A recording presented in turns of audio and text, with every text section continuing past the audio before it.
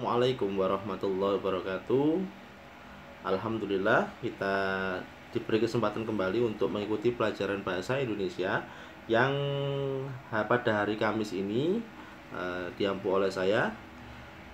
Masih sama, yang pelajaran yang akan diajarkan yaitu teks cerpen. Jika kalian sebelumnya diajarkan oleh Bu Handa tentang teks cerpen juga, tapi ditinjau dari segi unsur intrinsik dan ekstrinsiknya, sekarang pada hari ini kita akan belajar tentang teks cerpen juga, tapi ditinjau dari struktur teksnya. Apa itu struktur teks? Seperti biasanya, jika ada teks, pasti ada struktur. Sebelum kita mulai pelajaran pada hari ini, marilah kita berdoa terlebih dahulu. Dan marilah kita awali pelajaran pada pagi hari ini dengan bacaan basmalah. Bismillahirrohmanirrohim. Ya, semua sudah pada tahu kan, cerpen itu pasti cerita pendek. Ciri-cirinya, kalau cerpen itu pasti bisa dibaca sekali duduk. Jadi ketika kalian duduk-duduk di kursi, di kelas misalkan ya, membaca sebuah cerita dan bisa dibaca sekali duduk, ada alurnya, ada tokohnya, konfliknya cuma satu, itu berarti cerita itu bisa dikategorikan sebagai teks cerpen atau cerita pendek. Nah, sekarang yang dimaksud dengan struktur itu apa? Jika kemarin kalian sudah belajar tentang unsur intrinsik dan ekstrinsik, kalau unsur intrinsik itu adalah unsur pembangun teks cerpennya, ya, berarti kalau salah satu itu tidak ada di dalam cerpen, berarti cerpennya itu kurang sempurna. Ibarat bangunan ya, untuk yang sebelumnya unsur intrinsik ya. Ini kita masih membahas tentang unsur intrinsik, bukan struktur dulu. Ibarat bangunan, jika kalian membangun sebuah rumah tetapi ada salah satu unsurnya yang tidak terbangun, misalkan di rumah itu tidak ada apanya? Tidak ada batu batanya, apakah bisa berdiri? Di rumah itu tidak ada pondasinya, apakah bisa berdiri? Tidak bisa. Itulah yang dimaksud dengan unsur intrinsik. Begitu ya nak ya. Sudah jelas ya. Nah, kemudian sekarang yang dimaksud dengan struktur itu apa Ustadz kalau begitu? Nah, kalau struktur itu adalah susunannya. Ya, jika kemarin itu unsur pembangun yang ada di dalamnya, kalau struktur itu yang membangun, struktur itu adalah susunannya, mulai awal, tengah, akhir. Itu namanya apa? Itu sudah ada bagiannya sendiri-sendiri. Nah, struktur itu bagaimana? Kalau di dalam cerpen itu sebenarnya ada berapa? Ada yang tahu? Ada 4 apa 3? Ya, 3 sebenarnya ya, 3. Tetapi untuk memudahkan kalian memahami, ini saya buat menjadi 4. Bagaimana 4 itu? Coba kalian lihat di sini. Yang pertama, kalau kalian belajar tentang sebuah teks, pasti di situ ada yang namanya orientasi ya. Orientasi itu pasti letaknya di mana? Pasti letaknya di awal ya. Pasti letaknya di awal. Sedangkan yang kedua sebenarnya itu komplikasi. Komplikasi itu apa? Komplikasi itu adalah jika sudah ada 2 atau lebih tokoh ya. Kemarin sudah dijelaskan Bu Handa tentang toko atlas itu kan, ada tokoh di situ. Tokoh, jika ada tokoh, 2 tokoh atau lebih dia berkonflik, itu masuk ke dalam struktur komplikasi ya. Sedangkan yang terakhir resolusi. Resolusi itu penyelesaian. Damainya itu bagaimana? Jika 2 orang yang bertikai tadi, yang bertengkar tadi itu sudah mulai damai, misalkan berbagi makanan bersama, atau bisa juga tamasya bersama atau wisata bersama, itu sudah ada damai, itu namanya resolusi.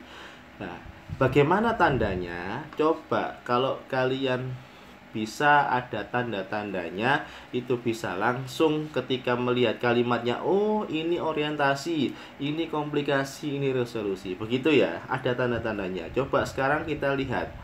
Di dalam cerita itu seperti ini susunannya. Nah, jika kalian pertama dulu itu namanya orientasi. Nah, orientasi ini masih datar. Nah, apa isinya? Biasanya tentang perkenalan tokoh. Perkenalan tokoh, kemudian latarnya di mana, itu orientasi. Yang kedua, komplikasi. Komplikasi ini sudah mulai ada konflik. Nah, rangkaian peristiwa ini apa Ustadz kalau begitu? Rangkaian peristiwa ini adalah jalan cerita mulai dari perkenalan tokoh ini di orientasi kepada konfliknya, ya. Asal ceritanya itu dia berkonflik itu kenapa? Itu dijelaskan dalam rangkaian peristiwa. Komplikasi ini ketika mereka itu berantem, mereka berkonflik. Konflik itu ada 3, konflik batin, konflik fisik, atau konflik psikis. Dan konflik psikis ya ada 3. Jika konflik batin itu hanya salah satu tokoh tidak sreg di hatinya, ada sesuatu yang ingin disampaikan tetapi tidak disampaikan secara gamblang, itu namanya konflik batin. Konflik fisik jika ada pertengkaran, ada konflik fisik, ada pukul memukul, ada saling pukul, itu komplikasi atau konflik fisik. Sedangkan kalau konflik psikis, kalian pernah tahu ada orang debat, itu adalah konflik psikis. Idenya yang berdebat, idenya yang berkonflik, itu komplikasi. Ada konfliknya tadi ada 3, fisik, psikis, sama apa satunya? Sama batin. Sedangkan kalau sudah berkonflik agak turun kan. Nah, masalah sudah selesai. Ada di sini itu biasanya orang ketiga sebagai penengah. Kalau 2 orang, ya, ada orang ketiga sebagai penengah, itulah yang dimaksud dengan tritagonis, penengah. Begitu ya. Kalau protagonis itu tokoh utama, kalau antagonis itu lawan tokoh utama, sedangkan tritagonis itu adalah apa? Penengah, ya. Kemudian terakhir adalah resolusi. Resolusi ini adalah penyelesaian. Tadi ya sudah mulai ending. Ending ini bisa happy ending, bisa sad ending, bisa kemenangan bagi tokoh utamanya atau kematian bagi tokoh utamanya. Ini setara di sini ya, datar. Nah, itu berarti kalau begitu memang ada 3 struktur itu. Rangkaian peristiwa hanya sebagai pelengkap saja. Itu ya nak ya, jelas. Nah, sekarang selanjutnya, ini adalah contoh orientasi. Ciri-ciri orientasi itu bagaimana sih? Yang pertama, di situ pasti ada pengenalan latar. Di sebelah barat kampung ada gunung yang tidak begitu besar. Disebut gunung barangkali tidak tepat karena areanya terlalu kecil. Nah, lebih tepatnya disebut bukit. Berarti ini mengenalkan latarnya, tempatnya di mana cerita itu. Meski areanya kecil, jangan tanya siapa saja penduduk yang pernah masuk ke dalam Gunung Beser. Mereka akan bergidik hanya membayangkan keangkerannya. Berarti kalau angker ini apa? Suasana. Latar juga kan. Saat pendudukan Belanda, di kampung saya ada seorang tokoh yang melawan Belanda dan berjuang sendirian tanpa pasukan. Orang tersebut bernama Jaya Sakti. Kalau Jaya Sakti berarti apa? Pengenalan apa? Pengenalan tokoh. Berarti termasuk orientasi. Karena cerita itu dipercaya kebenarannya, tidak seorang pun penduduk berani masuk ke kelebatan Gunung Beser. Mereka menghormati perjuangan yang pernah dilakukan Mbah Jaya Sakti. Selain itu, konon mereka takut masuk ke dalam gunung karena dahulu ada beberapa orang mencari kayu bakar nekat masuk ke dalam, akan tetapi dia bernasib seperti pasukan Belanda. Berarti ini menjelaskan kenapa Gunung Beser itu sebut sebagai kawasan angker ya. Kalau misalkan ada yang pernah melihat YouTube-nya Misteri Tanah Jawa itulah, itu seperti itu ya, masuk ke dalam hutan. Nah, ini adalah ciri-ciri dari orientasi begitu. Nah, selanjutnya ini adalah rangkaian peristiwa. Nah, rangkaian peristiwa itu adalah kejadian-kejadian sebelum ada pertengkaran, sebelum ada debat, sebelum ada hal yang tidak sreg di hati tetapi tidak disampaikan. Itu namanya rangkaian peristiwa. Sejak saya ingat, cerita yang diketahui seluruh penduduk kampung juga meliputi karisma Gunung Beser. Tiap malam tertentu katanya dari Gunung Beser keluar cahaya yang begitu menyejukkan. Nah, kemudian bagi saya Gunung Beser menyimpan kenangan tersendiri. Nah, ini kan ada tokoh utamanya bercerita. Itu kan berarti di situ adalah rangkaian peristiwa, diceritakan sebelum adanya konflik, sebelum adanya pertengkaran. Itu adalah rangkaian peristiwa. Selanjutnya sekarang, ini adalah komplikasi. Perkenalan kamu saya dengan dunia luar menyadarkan penduduk bahwa di luar sana sudah banyak terjadi. Kebutuhan hidup semakin meningkat. Nah, ini kan mulai menaik kan ceritanya. Kampung saya semakin sibuk, ngobrol-ngobrol santai di sawah atau di masjid sehabis salat jarang dilakukan. Nah, ini sudah ada konflik psikis ya, atau konflik batin. Kebutuhan yang semakin mendesak itu memaksa penduduk kampung untuk memfungsikan segala yang dipunyai. Para lulusan sekolah dari kota merencanakan untuk membuat pertanian. Ada perubahan kan di situ. Nah, perselisihan antar penduduk mulai terasa. Nah, ketika penggerak pembangunan yang merupakan lulusan sekolah dari kota itu merencanakan untuk membuka sebagian Gunung Beser. Nah, tadi kan pada saat rangkaian peristiwa Gunung Beser itu dikategorikan sebagai apa? Kawasan yang angker. Tetapi di sini penduduk sudah mulai apa? Sudah mulai berselisih paham, perselisihan antara penduduk. Berarti di situ ada konflik apa? Psikis atau psikis. Kalau psikis itu ide ya. Psikis itu ide, kalau fisik itu berarti ada kontak fisik. Kalau batin berarti hanya seseorang saja yang tidak berani mengungkapkan isi hatinya. Ini adalah perselisihan antar penduduk mulai terasa ketika penggerak pembangunan yang merupakan lulusan sekolah merencanakan untuk membuka sebagian Gunung Beser. Ini adalah konflik pendapat, konflik ide, menimbulkan sebuah debat. Berarti di sini sudah masuk komplikasi. Itu nak ya. Kalau ada pertentangan ya, ceritanya mulai panas ya, mulai meninggi, itu berarti adalah komplikasi. Jelas ya sampai sini? Nah, yang terakhir sekarang. Yang terakhir adalah resolusi. Resolusi itu apa tadi? Resolusi itu adalah penyelesaian. Penyelesaian di sini itu bisa akibat buruk. Tadi kan saya ungkapkan begitu kan. Ada sad ending, ada happy ending. Nah, di cerita ini Gunung Beser ini ya, tadi kan mulai ada pembangunan penduduk dan sebagainya. Akibatnya apa? Kekeringan di musim kemarau. Perlawanan terhadap alam itu berakhir ketika tahun yang oleh peneliti disebut El Nino.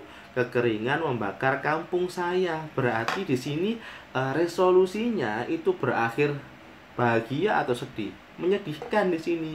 Karena apa? Kampungnya menjadi kampung yang kering, yang tandus. Nah, gitu ya. Sebelumnya kan subur tanahnya karena ada di situ cerita rakyat yang melarang orang supaya ke hutan, karena di situ ditakut-takuti karena nanti kalau di hutan orangnya bisa hilang, tidak bisa balik. Nah, itu adalah cerita-cerita yang diciptakan nenek moyang untuk supaya orang itu berhati-hati, tidak merusak alam sembarangan. Saya hanya bisa mencatat peristiwa seperti itu tanpa mengerti apa yang telah terjadi. Pohon memang keramat lah, itu ya, pohonnya diceritakan keramat, tetapi tidak seperti yang dibayangkan. Pohon keramat itu diciptakan oleh nenek moyang supaya seseorang dalam masyarakat itu tidak terlalu sembrono untuk merusak alam. Pohon memang keramat, harus dihargai, dihormati, dijaga, dipelihara. Tanpa pohon, bencana akan lebih sering terjadi menimpa kita. Berarti di resolusi ini, di bagian terakhir, ada apa? Nah, ini ada yang disebut dengan amanat, ya, amanat atau pesan. Berarti kalau begitu pesan atau amanatnya itu cerpen terletak pada struktur mana? Struktur resolusi. Letaknya di paling bawah. Begitu ya. Nah, kalau sudah begitu, berarti di dalamnya itu sudah ada unsur intrinsiknya, ada tokoh, ada alur, ada latar, itu sudah masuk semua. Nah, hubungannya struktur sama unsur itu apa? Kalau struktur itu adalah menempatkan susunan dari cerita pendek, susunan dari teks. Kalau yang di awal itu pasti perkenalan, yang tengah itu pasti konfliknya, yang terakhir itu pasti apa? Penyelesaian. Tidak mungkin kan penyelesaian ditaruh di depan. Tidak mungkin kan genteng sebuah rumah diletakkan di mana? Diletakkan di bawah. Begitu kan? Ya, tidak mungkin kan pondasi sebuah rumah diletakkan di atas. Nah, itulah yang dimaksud dengan struktur. Kalau unsur itu adalah unsur pembangunnya. Kalau unsur intrinsik tadi ya di dalam teks cerpen. Begitu ya, Nak ya. Itu adalah tentang unsur struktur sebuah cerpen. Terdiri atas 3 dan 1 saya tambah tadi itu tentang rangkaian peristiwa. Berarti yang pokoknya itu ada 3. Yang pertama adalah orientasi, yang kedua komplikasi, yang ketiga adalah resolusi. Rangkaian peristiwa hanya sebagai pelengkap dari orientasi menuju ke komplikasi. Itu dari saya ya. Semoga pelajaran kali ini bisa kalian mengerti dengan baik. Nanti jika ada tes atau